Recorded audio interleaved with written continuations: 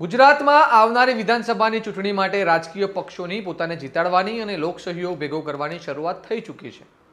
કરદા પ્રથાના વિરોધમાં આમ આદમી પાર્ટીએ કરેલા આંદોલન બાદ કોંગ્રેસ સફાળી જાગી છે અને ખેડૂત સત્યાગ્રહની જાહેરાત કરતાની સાથે જ પરેશ ધાનાણી જેઓ આંદોલનની અધ્યક્ષતા કરવાના છે તેમણે આજે એક બેઠકમાં ઉગ્ર સ્વરે કહ્યું કે પોલીસ અમને પકડી લેશે તોય આ આંદોલન ચાલુ રાખવાનું છે।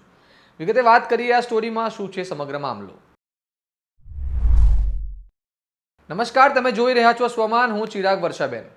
અમરેલીમાં કોંગ્રેસ દ્વારા ખેતી બચાવો ખેડૂત બચાવો સત્યાગ્રહ કરવાની ઘોષણા કરવામાં આવી છે।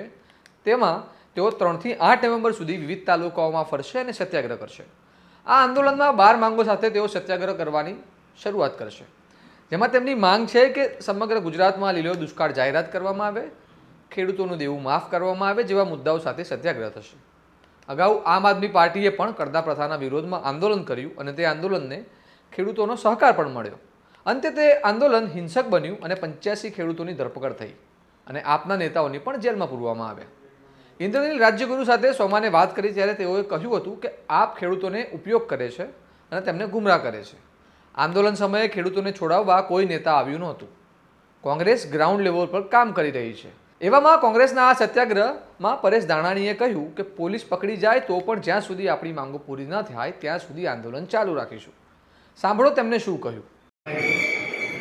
પડકાર કેવો કઈ ઘટે તો ફેલ આ લગનનું મૂતરું આપણે જાહેર જીવનમાં એક રાજકીય સામાજિક સંગઠન તરીકે પ્રજાને જોડવાનું અને પ્રજાને જોડવામાં અમરેલી કુકાવા વડિયાની અંદર હું મારા સંદીપભાઈ બેઠા છે, રવજીભાઈ આરે વાત થઈ છે, મનીષભાઈને પણ સંદેશો મોકલ્યો છે અને બધાએ ત્રણેય યુનિટના આગેવાનો આરે ચર્ચા કરી અને જે વ્યવસ્થા સત્યમ કરવાની થાય એ વ્યવસ્થામાં હું તમારી ભેગો। આપણે જિલ્લા સમિતિને કહેવાની જરૂર નથી, આ પહેલી વાત। બીજી ચોખવટ નથી કરતો પણ પૂરી તાકાતથી આપણે આ કાર્યક્રમો કરવાના। બીજી વાત, 12,000 પત્રિકાઓ છપાઈ, જે વોટ્સએપમાં તમને પત્રિકા મોકલી આપણા 12 મુદ્દાની મુખ્ય માગણીઓ અને આપણા આખા જિલ્લાનો કાર્યક્રમ એ જ પત્રિકા છપાઈ। આપણા ધરણાનો જે કાર્યક્રમ હોય એ ધરણાના કાર્યક્રમની જગ્યાએ 1,000 પત્રિકાઓ બજારની અંદર જે પસાર થતા મુખ્ય લોકો છે, આગેવાનો છે, જ્યાંથી આખા તાલુકામાં આપણો સંદેશો છે એના માટે થઈને ટોકન પત્રિકાઓ છે। બાકી વોટ્સએપ પત્રિકાઓ તો આપણી ઓલરેડી આવી ગઈ છે। બેનર એક હરકીથી એક હરકા મુદ્દા તારીખ સમય જે નક્કી કરી છે એ મુજબ કાલ બે છપાવી દીધા એટલે બેનર પણ અહીંયાથી તાલુકા કોંગ્રેસ સમિતિને આપવાનું।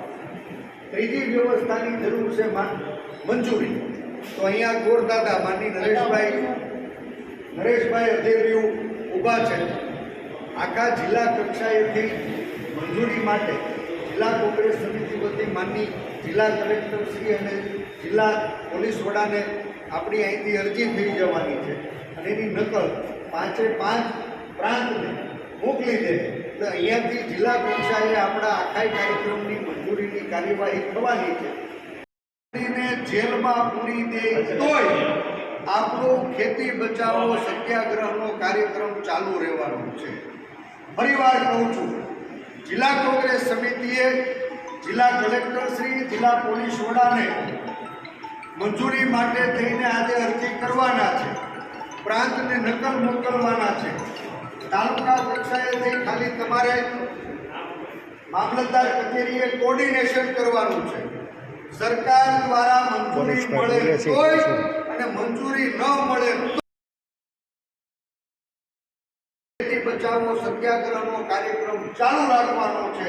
ખેડૂતોને જ્યાં સુધી દેવા માફ ન થાય, રાજકારણ માટે નહીં પણ જેનું અન્ન આપણા પેટમાં જાય છે એવો જગતનો તાર એની ન્યાય નથી, એની જાત નથી, એની ભાગ નથી। 18 વર્ષ ખેતી હારે સંકળાયેલા છે, ખેત મજદૂરી સાથે જોડાયેલા છે અને આવા લોકો જો જીવશે નહીં ને તો આવતા દિવસોમાં ભારે મોટી કઠણાઈ અમરેલીમાં થાય। એટલે કઠણાઈમાંથી અમરેલીને બચાવવા, સૌરાષ્ટ્રને બચાવવા અમરેલી જિલ્લો એનું એન્જિન બને એવી આપ સૌને વિનંતી। પહેલી વાત, પરેશ ધાનાણીએ જે વાત કરી છે તેમાં ભલે તેઓએ નામ નથી લીધું, પરંતુ સીધું આમ આદમી પાર્ટીને કહ્યું હોય કે અમે ખેડૂતોની સાથ છોડવાના નથી અને જેલમાં જવાથી અમારું આંદોલન પતશે નહીં.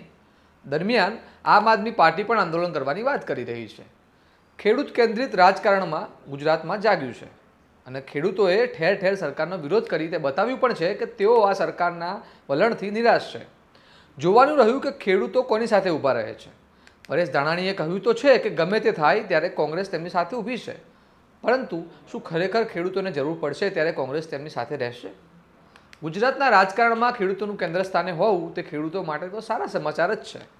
આંદોલન કોઈ પણ કરે, અંતે ખેડૂતોનું ભલું થવું જોઈએ. તમે આ મુદ્દે શું કહેશો અમને કમેન્ટ કરીને જણાવો. અને આવા વિગતવાર અહેવાલ અને તમારા સ્વમાનની વાત તમને પસંદ હોય તો તમારા સ્વમાનની ચેનલને સબસ્ક્રાઇબ કરવાનું ભૂલતા નહીં અને આ વિડીયોને વધુમાં વધુ શેર કરો અને જોતા રહો તમારું સ્વમાન. નમસ્કાર.